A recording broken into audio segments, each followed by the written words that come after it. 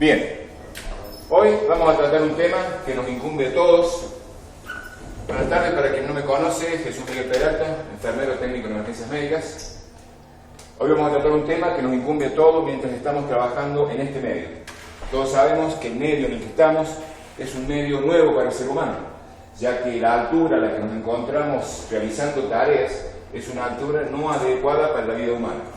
Salvo que, en este caso, nosotros estamos realizando tareas para que, tareas para que nos vayamos ambientando y bueno, con algunos consejos como les doy cada vez que ingresa gente nueva al campamento, como para ayudar a poder sobrevivir y poder subsistir mejor en este medio.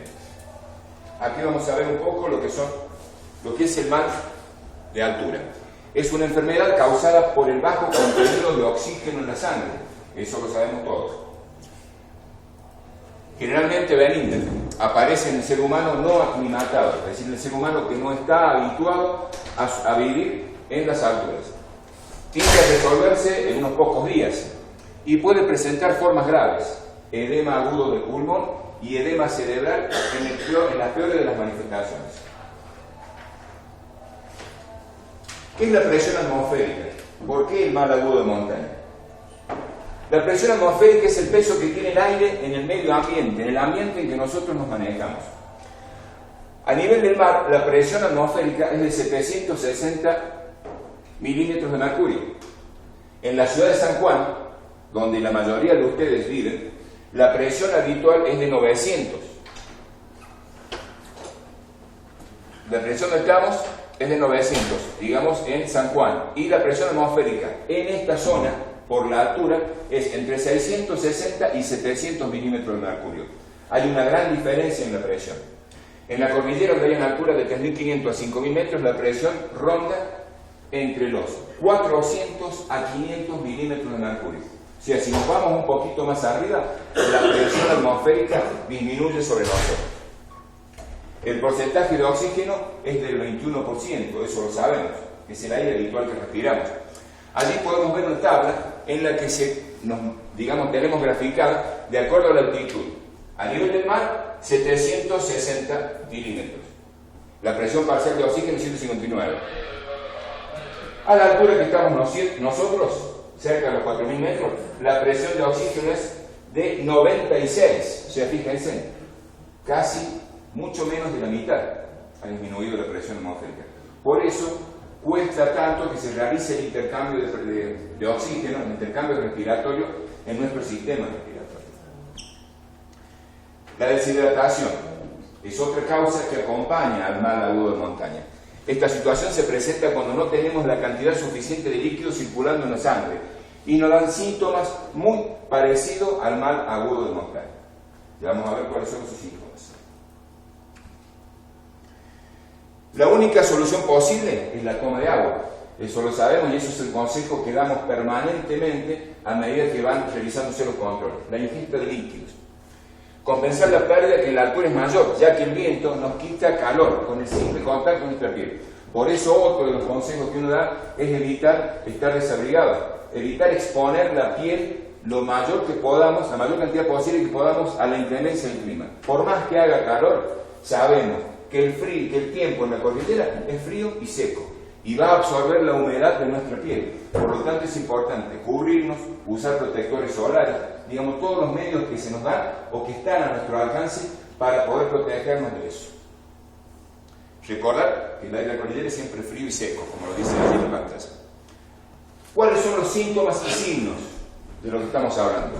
Dolor de cabeza, náuseas y vómitos, fatiga, debilidad, mareos, dificultad para dormir. Habrán notado quienes suben por primera vez a la montaña que las 2 primeras noches, 3 primeras noches, nos cuesta tomar el sueño, nos cuesta tomar.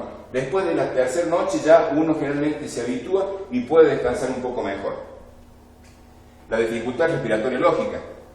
Realizamos cualquier tarea que nos requiera un poco de esfuerzo físico y vamos a notar que nos falta el aire, que no estamos en la situación de como si estuviéramos en nuestra ciudad, en nuestro medio habitual.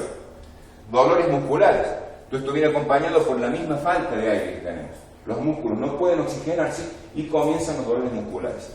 Anorexia, falta de apetito, palpitaciones, al tener falta de aire, la palpitación es un aumento de la frecuencia cardíaca.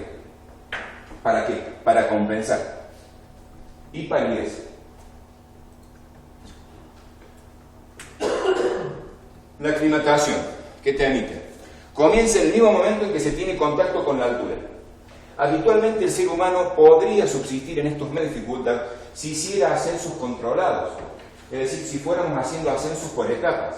Sabemos que la logística no nos permite y subimos desde los 700 metros, 900 metros que estamos en San Juan hasta casi los 4000 en un par de horas. Y eso nuestro organismo hace que se le dificulte aclimatarse.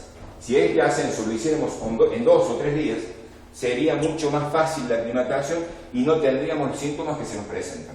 Si viene aquí, en Pachón, sabemos que el mal de altura no viene acompañado con la puna. Sabemos, los que han estado trabajando en nuestros proyectos, sabemos lo difícil que es el hábitat en otros proyectos, por la puna que hay. Tal vez lugares un poco más bajos que estos, pero donde no hay vida, es un páramo, no hay verde, no hay animales, y cuando uno llega, recién se baja del colectivo en el lugar, siente inmediatamente la falta de aire.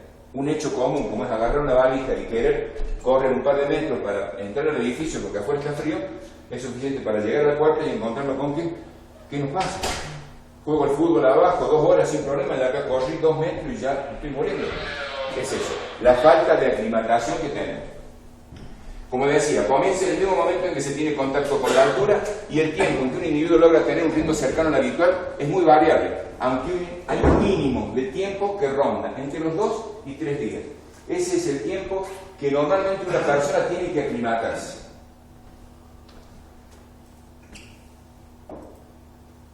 Cinetosis o enfermedad del movimiento. Esto viene acompañado por la falta de oxígeno justamente, porque nos está faltando el oxígeno.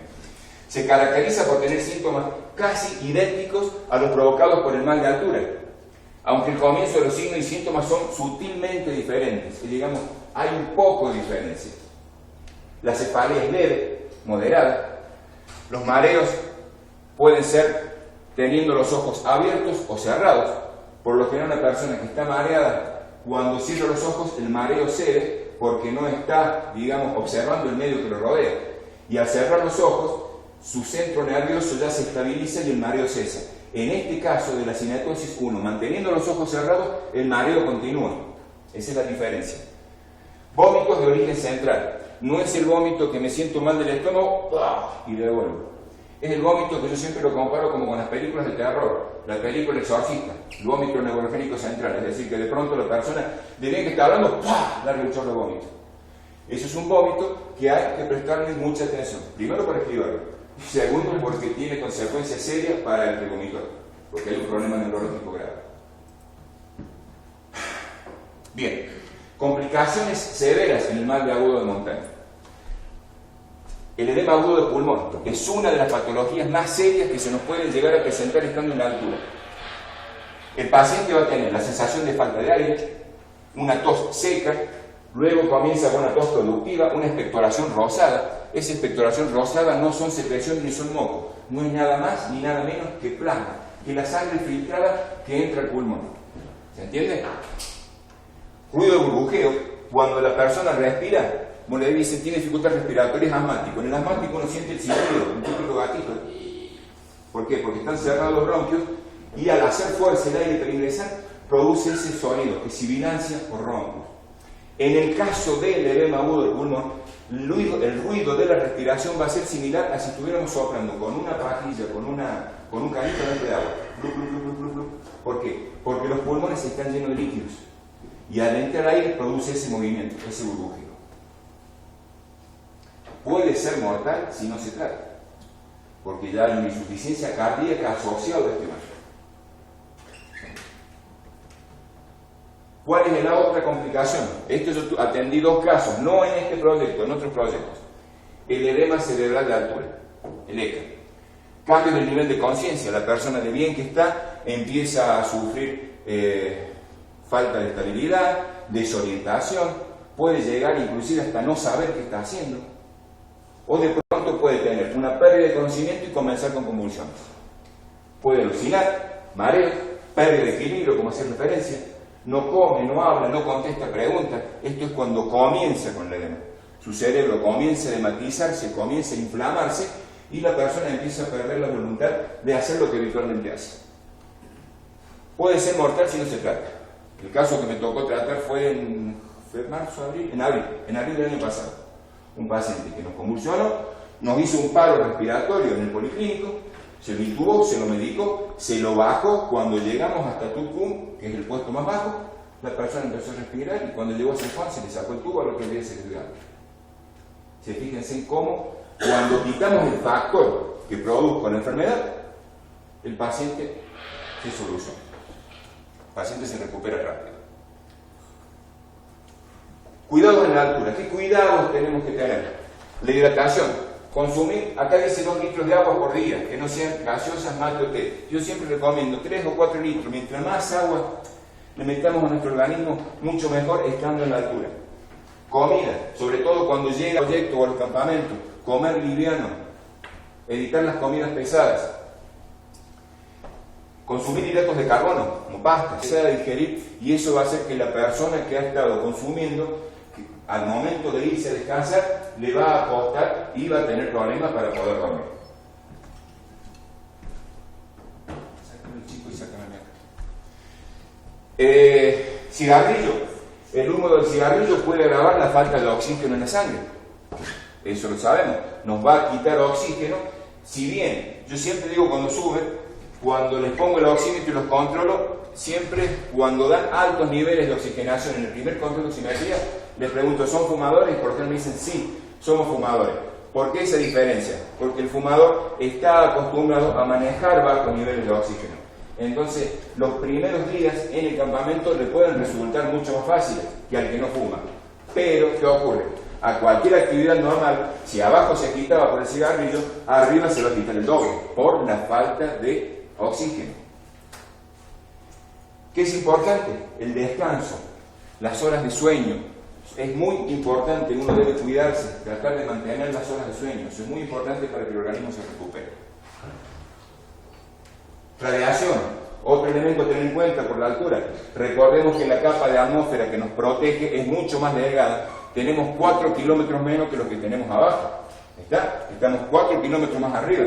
Por lo tanto, a mayor altura geográfica, la radiación a la que estamos expuestos es más nociva que a nivel del mar, por el mismo motivo que les acabo de hacer referencia. Usar ropa adecuada, filtros solares para las caras, los labios, anteojos, inclusive en días nublados. En días nublados es mucho peor la radiación, porque uno sale desprevenido, sale sin usar los lentes y la radiación que recibe es mucho mayor. Por eso muchos me dicen, ¿por qué el ardor en la vista? ¿Estás usando las gafas? No, tenés que usar las gafas, hay que acostumbrarse y usarlas. Inclusive en días nublados. Los ojos se irritan fácilmente, los ojos rojos. Es muy habitual ver pacientes o tener, digamos, consultas, si bien acá no se dan muchas, pero es muy factible, muy posible que se den este tipo de consultas. El tratamiento para el mal agudo de montaña, ¿cuál es? El oxígeno. Oxigenar 5 a 10 minutos. No es bueno el uso excesivo de oxígeno. Siempre lo digo, recordemos que nuestro organismo se está adaptando. Entonces es bueno que sufra ese estrés de la falta para que se adapte mucho más rápido. Si una persona que sube y tiene mal agudo de montaña con cefalea, se le da 2 o 3 minutos de oxígeno. Después al rato puede venir. No es conveniente, ¿por qué? Porque su organismo no se va a aclimatar de esa forma. Su organismo va a ser más fácil generar la cefalea para que de esa forma se le administre el oxígeno y no tiene necesidad el organismo, no tiene necesidad de producir más glóbulos rojos, de aumentar los niveles de hemoglobina en la sangre. ¿Por qué? Porque ya tiene el oxígeno externo. Entonces, bueno, hacerlo la primera noche para descansar, pero nos va a llevar un tiempo. Analgésicos. El analgésico que se consume es el ibuprofeno o el ketorolac. No se toma aspirina ni ninguna otra clase de analgésico. ¿Entiende? La aspirina tiene un montón de efectos contraindicados para la altura y para la ciudad. Por eso se está sacando del mercado y se han reemplazado tanta medicación que antes venía con aspirina y se ha reemplazado. Lamentablemente el negocio es muy grande y todavía seguimos con la invasión de tome cafeaspirina, tome aspirina, consúltele a su farmacéutico, cuando la verdad tenía que ser consúltele a su médico, que fue el estudio, no el farmacéutico. El farmacéutico va a vender el clavo que tiene. No todos, pero muchos.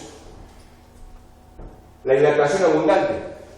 Si la persona puede hidratarse vía oral, se le va a administrar la hidratación vía oral, agua, que tome. Si la persona no está en condiciones de hidratarse vía oral, está muy deprimido, muy decaído, se le va a realizar una vía endovenosa y se le van a hidratar, a suministrar líquidos por vía interna. ¿Se entiende? Hay otra medicación que ayuda mucho cuando uno tiene que realizar ascensos rápidos, que se llama la acetozolamida.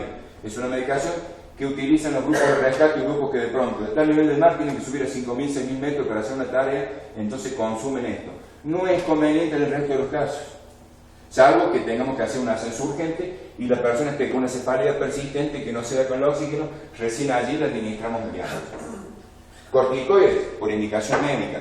Cuando ya hay signos de un edema agudo de pulmón o de un edema cerebral, el corticoide es la medicación que se utiliza para poder ayudar a que esos síntomas desaparezcan. Y la bolsa de Gamow o cámara hiperbárica, que es en el mal de altura grave, que es el otro medio para llevarla a la persona de la presión atmosférica que está a la presión atmosférica de su casa. Entonces los síntomas tienen que ceder en el momento que se llega a la presión, los síntomas ceden y desaparecen. ¿Y qué hacemos? Poco a poco, levemente, se le va regulando la presión como si hiciéramos un ascenso controlado. Justo estamos en una época en que se ha celebrado el ascenso, el cruce sanmartiniano. ¿Por qué esa gente no sufrió ese problema, no tuvo estos problemas? Porque el ascenso era paso de hombre y paraban. Entonces fue mucho más fácil realizarlo que lo que lo realizamos nosotros ahora.